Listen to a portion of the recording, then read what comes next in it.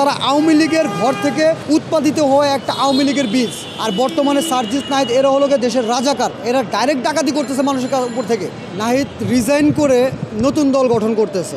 তো আসলে এরা যখন পাওয়ারে ছিল, উপদেষ্টার পদে যখন ছিল, দেশের জন্য তারা কিছুই করে নাই, বা তাদের দ্বারা দেশের কোনো ভালো কিছু আশা করাও যায় না। কেননা আওয়ামী লীগ যখন বলছিল যে বাংলাদেশে এমন কোনো ক্ষমতা পয়দা হয় নাই যে আওয়ামী লীগকে উচ্ছেদ করবে, আর এখন এরা বলতেছে যতদিন পর্যন্ত না আমরা শেখ হাসিনার বিচার না করব এই দেশে কোনো ভোটের নাম কেউ নেবেন না। ভোট কি ওর বাবার ইচ্ছা হবে? এটা কি সার্জিসের মন মতো কি দেশ চলবে? দেশটা স্বাধীন করছে সাধারণ জনগণ, এমনকি বাংলাদেশের সমস্ত ছাত্র এক হয়ে করছে বাংলাদেশকে স্বাধীন।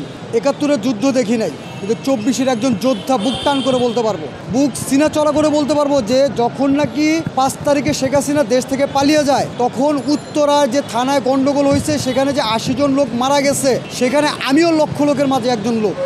সেই দিন কোথায় ছিল সার্জিস নাহিদ, কোথায় ছিল আসিফ, কোথায় ছিল সেই হাসনাত আবদুল্লাহ? তারা কেউ রাস্তায় ছিল না, আমরা সাধারণ জনগণ ছিলাম। যখন নাকি মেধা আর কোঠা নিয়ে যে কথার আন্দোলনটা তারা শুরু করছিল, আজকে মেধা কোথায়? তারা ১৬ বছরে শেখ হাসিনা মেধাকে যেভাবে করে নষ্ট করে দিছে, তারা এই ১৬ বছরে কোনো মেধাই অর্জন করে নাই, বরঞ্চ তারা আওয়ামী লীগের ঘর থেকে উৎপাদিত হওয়া একটা আওয়ামী লীগের বীজ। যারা নাকি সাদ্দামের পিছনে থেকে জয় বাংলা বা জয় বঙ্গবন্ধু স্লোগান দিয়ে এই পর্যন্ত আসছে, তাদের দ্বারা কখনো বাংলাদেশে ভালো কিছু হবে না, এটা জনগণ আমরা জানি। আমি একজন যোদ্ধা, আমি বুক টান করে বলতে পারবো যে সেই যুদ্ধের মধ্যে আমিও ছিলাম, লাখো মানুষের মাঝে আমি একজন। কিন্তু আমার প্রশ্ন একটাই, যে সেই দিন এই ভদ্রলোকেরা যারা নাকি আজকে নতুন দল গঠনের জন্য দেশের সাধারণ মানুষের মাথায় বাড়ি দিয়ে হাজার হাজার কোটি টাকার মালিক হয়ে গেছে, এবং প্রতিদিন যে প্রেস ক্লাবে যে আন্দোলনগুলো হচ্ছে, যে পুলিশের সাথে হাতাহাতি হইতেছে, এবং যে দুর্ঘটনাগুলো দেশের ভিতরে করতে, প্রত্যেকটার সাথে বাংলাদেশের যারা উপদেষ্টা বসে আছে তারা কেউ না কেউ সম্পৃক্ত আছে। আজকে এত কষ্ট করছিলাম এই দিনটা দেখার জন্য না, এখনও কষ্ট করে রাইড চালায় খাই। আগে খুনি হাসিনার সময় তাও ১২০০-১০০০ টাকা কামাই হইতো, আর এখন এই ডাকাতদের আমলে ও তো ছিল রাজাকার, ও তো ছিল হলো গিয়ে খুনি। আর বর্তমানে সার্জিস নাহিদ এরা হলো গিয়ে দেশের রাজাকার, এরা ডাইরেক্ট ডাকাতি করতেছে মানুষের উপর থেকে। রমজান মাসে প্রতিটা দেশের ভিতরে জিনিসের দ্রব্যমূল্যের দাম কমে আসে, আর এরা প্রতিটা জিনিসের দাম বাড়ায় দিচ্ছে।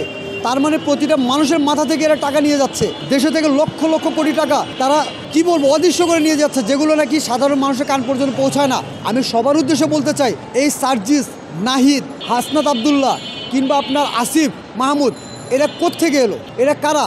এদেরকে বই বিশ্বের কাছে প্রকাশ করলো কারা? এই আপনারা মিডিয়ারা, আপনাদের মিডিয়ার মাধ্যমে বই বিশ্বের ভিতরে ওদের চিনতে পারছে, জানতে পারছে যে ওরা কারা, কেন ওরা রাস্তা নামছিল। আজকে আপনাদের জন্য কি করছে বলতে পারবেন? মিডিয়ার জন্য তারা কোনো কিছু করে না, বরঞ্চ এখন যেই টেলিভিশন মিডিয়া, এশিয়া টিভি বলেন, ২১শে টিভি বলেন, ইন্ডিপেন্ডেন্ট বলেন, যতগুলো টিভি নিউজ আছে, কোনো নিউজ কিন্তু তাদের কাছে যাইতো না দুটো কথা শোনার জন্য। এখানে সোশ্যাল মিডিয়াদের মাধ্যমেই আজকে বাংলাদেশ থেকে নিয়ে পুরো বিশ্বের কাছে তারা পরিচিত হয়েছে যে তারা সমন্বয়।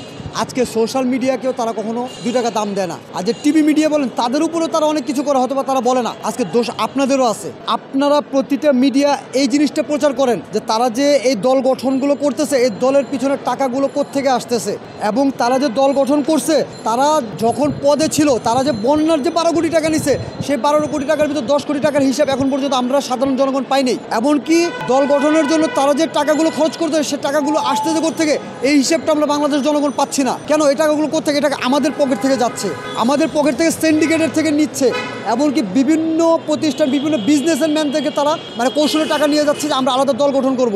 কি দল গঠন করবে? যারা উপদেষ্টা পদে থেকে দেশের জনগণের, প্রবাসীদের বা ছাত্র সমাজের, আমি আরেকটা কথা বলতে চাই, ধন্যবাদ জানাই বসুন্ধরা প্রাইভেট ইউনিভার্সিটির ছাত্র ভাইদেরকে, যারা তাদেরকে ঘাট ধরে লাথি মেরে বের করে দিছে, তাদেরকে আমি ধন্যবাদ জানাই। এবং কি বাংলাদেশের সমস্ত প্রাইভেট ইউনিভার্সিটি, যেমন আপনার daffodil, Uttara university, BGMEA, everything, যেগুলোর নাম আমি জানি না, এরকম সকল ছাত্র ভাইদের কাছে আমার অনুরোধ হবে, হাত দুই জোর করে অনুরোধ হবে যে যাদের কাছে এই আসিফ নাহিদ যারা যাবে আপনাদের কাছে সাপোর্ট চাওয়ার জন্য, শুধু তাদেরকে একটাই প্রশ্ন করেন যে আমাদের জন্য কি করছো। আর যদি এই প্রশ্নের উত্তর তারা না দিতে পারে, ঠিক বসুন্ধরা ছাত্র ভাইরা যা করছে তার থেকে জঘন্য যদি কিছু করতে পারেন, আপনারা সবাই তাদের সাথে একই ব্যবহার করবেন। কেননা এরা দেশের জনগণ, দেশের ছাত্র সমাজ এবং কি প্রবাসী ভাই এবং কি সাধারণ জনগণ, কারো জন্য তারা কিছু করে নাই। সেই দিন মেধা আর কোঠা নিয়ে যে কথাটা নিয়ে তারা নামছিল, সেই কথার উপরে ভিত্তি করে কিন্তু বাংলাদেশ জনগণ নামে নাই। বাংলাদেশ জনগণের ওই যে টমেটোর মতো, আপেলের মতো, কমলার মতো যে নাহিদের চেহারা, তাদের যে এক একটা প্রিন্সের মতো হচ্ছে সেই চেহারা দেখে কেউ নামে নেই।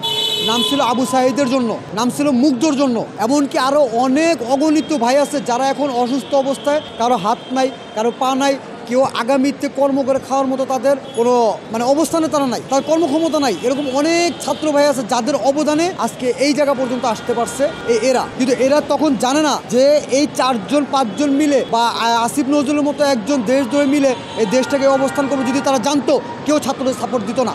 সেদিন ছাত্র রাস্তায় নেমে বলছিল আমাদের গার্জেনদেরকে যে ভাই আপনারা, স্যার আপনারা কোথায়, ভাই আপনারা কোথায়, বাবার আপনারা কোথায়, আজকে আপনাদের সবচেয়ে বেশি প্রয়োজন। এই কথার উপরে ভিত্তি করে প্রবাস থেকে যারা ছিল তারাও সব বলছে যে হ্যাঁ, বাংলাদেশের ছাত্র সমাজ যদি না থাকে তাহলে আমাদের সন্তান আগামীতে কখনো মার্জিত হতে পারবে না, মেধা অর্জন করতে পারবে না। সেই চিন্তা করে প্রবাসী ভাইরাও তাদের সাপোর্ট দিয়েছিল। আজকে প্রবাসী ভাইরা এয়ারপোর্টে মার খায়। আজকে প্রবাসী ভাইরা এয়ারপোর্ট থেকে তাদের সামানপত্র সহিসার মধ্যে বাড়ি পর্যন্ত নিয়ে যেতে পারে না, একমাত্র তাদের কারণে। কেননা তারা বসে শুধু এসির হাওয়া খাইছে আর জনগণের টাকা দিয়ে তারা পেট্রোল দিয়ে গাড়িতে ঘুরছে, বিদেশ ভ্রমণ করছে, তারা দেশের জন্য কিছু করে নাই। যদি তারা অন্ততপক্ষে একজনের জন্য কিছু করতো, ছাত্র সমাজের জন্য কিছু করতো, তাও বলতে পারতাম যে না, ছাত্রদের জন্য করছে, তারা ছাত্রের জন্য করে। যার কারণে ঘাড়ের ভিতর লাথি খেয়ে অপমান হয়ে বেরো আসে। লজ্জাতম, এর চেয়ে জঘন্যতম লজ্জার কিছু নাই।